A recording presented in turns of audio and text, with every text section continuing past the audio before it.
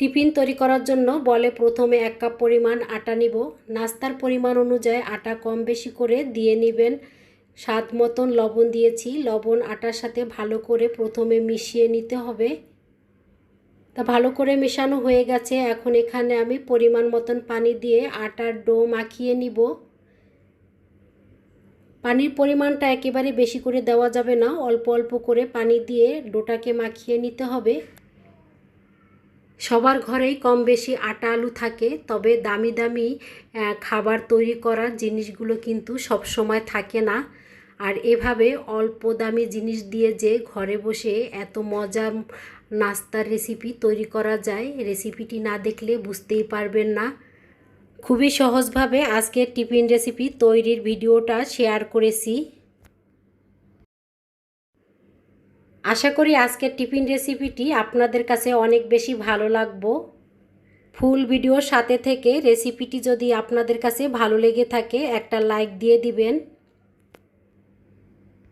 আটার ডো ভালো করে মাখিয়ে নিয়েছি, এখন রেস্টে রেখে দিব। এই টিফিন রেসিপির উপরের সাইড অনেক বেশি ক্রিস্পি হওয়ার জন্য এখন ঘোল বানিয়ে নিব।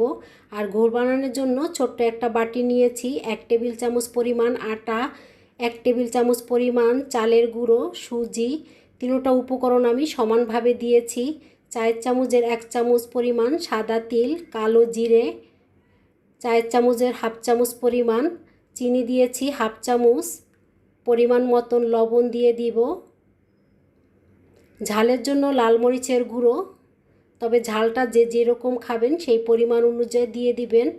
তবে আমি মনে করি একটু ঝাল ঝাল নাস্তাগুলো কিন্তু খেতে অনেক বেশি মজা লাগে।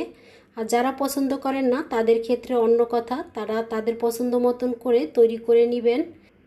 এখানে আমি প্রথমে সব উপকরণগুলো ভালো করে মিশিয়ে নিয়েছি, তারপর এখানে আমি পরিমাণ মতন পানি দিয়েছি। তবে এই ঘোলটা তৈরি করার জন্য পানির পরিমাণটা একেবারে বেশি করে দেওয়া যাবে না। প্রয়োজন হলে অল্প অল্প করে পানি দিয়ে ঘোলটাকে বানিয়ে নিতে হবে। আর আমি যেভাবে ঘোলটা তৈরি করেছি এভাবে একবার তৈরি করে খেয়ে দেখতে পারেন, সত্যি অনেক বেশি মজা পাবেন। এভাবে যদি ঘোলটা তৈরি করে এই টিফিন রেসিপিটি বানিয়ে একবার খেয়ে দেখেন।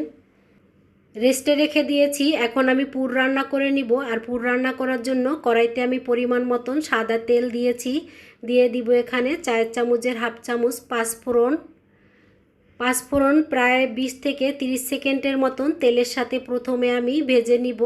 এতে করে পাঁচফোড়ন থেকে যখন খুব সুন্দর একটা ফ্লেভার আসবে তখন ওই পর্যায়ে এখানে আমি পরিমাণ মতন পেঁয়াজ কুচি দিয়েছি আর দিয়েছি এখানে কাঁচামরিচ কুচি। তেল পাঁচফোড়নের সাথে পেঁয়াজ কাঁচামরিচ হালকা করে ভেজে নিব। তা হালকা করে ভেজে নিয়েছি, এখন এখানে আমি দিয়ে দিব আলু। আর আলু আমি অফ ক্যামেরায় সিদ্ধ করে আলু ম্যাশ করে নিয়েছি। আর এই পর্যায়ে পেঁয়াজও হালকা করে ভাজা হয়ে গেছে। এখন আমি তেল পেঁয়াজের সাথে আলু ভালো করে মিশিয়ে নিব। হাতের কাছে যেই মশলাগুলো থাকে সেই মশলাগুলো দিয়ে ঝটপট করে টিফিন রেসিপি তৈরি করে নেওয়া যায়। আর হাতের কাছে সবারই কিন্তু আলু আটা থাকে। আর এভাবে বিকেলের জন্য খুবই মুখরোচক নাস্তার রেসিপি তৈরি করে নেওয়া যায়। পরিমাণ মতন লবণ দিয়েছি, 4 চামচের হাফ চামচ পরিমাণ ধনে জিরের গুঁড়ো দিয়েছি, সামান্য একটু হলুদের গুঁড়ো দিয়েছি কালারের জন্য। আর ঝালের জন্য এখানে চিলি ফ্লেক্স দিয়েছি। তবে ঝালটা যে যেরকম খাবেন সেই পরিমাণ অনুযায়ী দিয়ে দিবেন। এখানে আমি ঝালের পরিমাণটা একটু বেশি করেই দিয়েছি। এখন আমি আলুর সাথে সব মশলাগুলো ভালো করে মিশিয়ে নিব। আর এই মশলাগুলো সবার ঘরেই কিন্তু কম বেশি থাকে। হাতের কাছে যেই মশলাগুলো থাকে সেই মশলাগুলো দিয়েই আলুর পুর রান্না করে একবার এই টিফিনটি তৈরি করে খেয়ে দেখতে পারেন, খেতে কিন্তু অনেক বেশি মজা পাবেন। আমি বলবো একবার একদিন যদি তৈরি করা হয় দ্বিতীয় দিন আপনি এই টিফিনটি আবার তৈরি করতে যাবেন। সত্যি অনেক বেশি মুখরোচক আর খুবই ঝটপটভাবে এই টিফিনটি তৈরি করে নেওয়া যায়। কথা বলতে বলতে আলুর পুর রান্না করা হয়ে গেছে, চুলা থেকে নামিয়ে এক সাইড করে রেখে দিব ঠান্ডা হওয়ার জন্য। আর এদিকে রেস্টে রাখা আটার ডো অনেকটাই সফট হয়েছে। এখন এখান থেকে আমি লেচি কেটে নিব।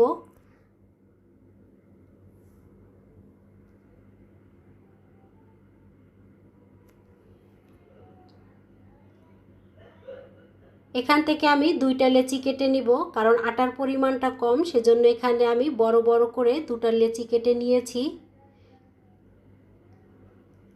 আর এই 1 কাপ আটা দিয়ে অনেকগুলো নাস্তা তৈরি করা যাবে। তো একটা লেচি দিয়ে আমি রুটি বেলে দেখাচ্ছি। আর রুটিটার মোটা আমি কিভাবে কতটুকু পরিমাণ রেখেছি সেটা দেখানোর জন্য রুটিটা আপনাদেরকে আমি বেলে দেখাচ্ছি। রুটিটা একেবারে পাতলা করেও বেলবো না, আবার মোটা করেও বেলে নিব না। দেখতেই পাচ্ছেন ভাই বোনেরা রুটিটা আমি কীরকম করে বেলেছি।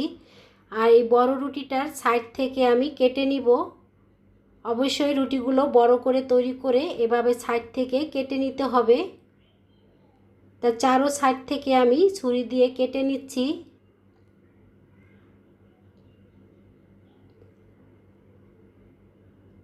চারো সাইডেরটা কাটা হয়ে গেছে। এখন আমি এখান থেকে আমি ছোট ছোট করে রুটি কেটে নিব।